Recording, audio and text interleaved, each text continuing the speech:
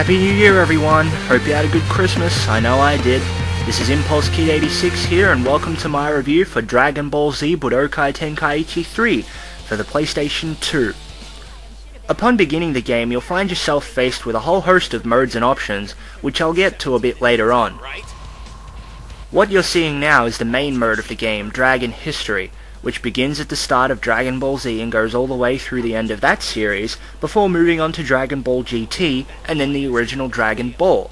You can also fight your way through the Special Saga, which consists of the Dragon Ball Z movies and TV specials, and you've got a few what-if scenarios thrown in for good measure. During the course of a fight, the characters will speak to each other, and if you're on a stage like the Cell games for instance, off-screen characters will often comment on your progress. The controls in this game are simple to learn. Circle lets you block, the triangle button fires energy blasts, the square button executes melee attacks, and the X button will allow you to fly around while airborne, while all of the special attacks you can perform are restricted to a simple press of the triangle button along with an assigned D-pad button. Also, pressing the R3 button when prompted during a story battle initiates these little cutscenes, which tell the events of the anime as they happened. Although this isn't really necessary unless you're a total noob and don't know the Dragon Ball universe like the back of your ass like most fans do.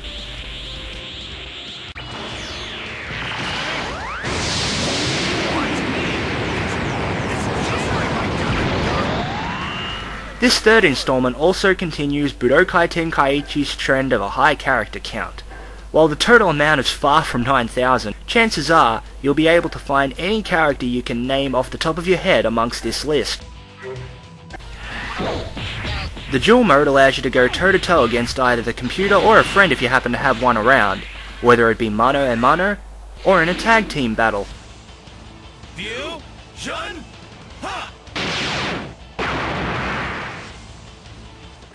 The Dragon World Tour mode is a series of tournaments that operate on an in-game clock, meaning that certain tournaments are only open at certain times. If you manage to make it through all the battles successfully, you'll gain Z points, maybe unlock a new character, or gain a Dragon Ball which can be used to summon the Eternal Dragon once all 7 are gathered. I shall grant you 3 wishes. Ultimate Battle Mode grants access to the Sim Dragon Training Simulator, while the Disc Fusion system lets you unlock bonus content from Budokai Tenkaichi 1 and 2, as a way of compensating for the PlayStation 2 version's lack of online play. As far as Mission 100 is concerned, it's just how it sounds. You fight through various battles under certain conditions, and you'll have 100 of them once you unlock them all. And finally we come to Evolution Z, where you can pick a character of your choice and customize them to your heart's content using items you've gained from your progress in the game or bought from Launcher's shop.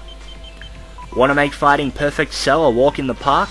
Then you can increase the power of your blast attacks. Want to wipe the floor with Broly's sorry ass? Then you can equip the ability to stun him and other characters that normally can't be stunned. The sky's the limit and you've got tons of choices here. In terms of graphics, not much has changed since Budokai Tenkaichi 2, although the character models are a little more refined and a bit less blocky in comparison. Every character has their own individual moveset, and the generic energy ball attack is a lot more distinct between characters. The soundtrack is full of rock'em sock'em tunes to help the adrenaline get going during gameplay, and if you happen to think that English dubs are the scum of the earth, you can change to the original Japanese voice actors. Personally, I enjoyed this game a whole lot, and I find it really hard to see where they're going to go next with the series, considering there are rumours of a 4th Tenkaichi game on the rise. Overall, I rate this game 7 out of 10.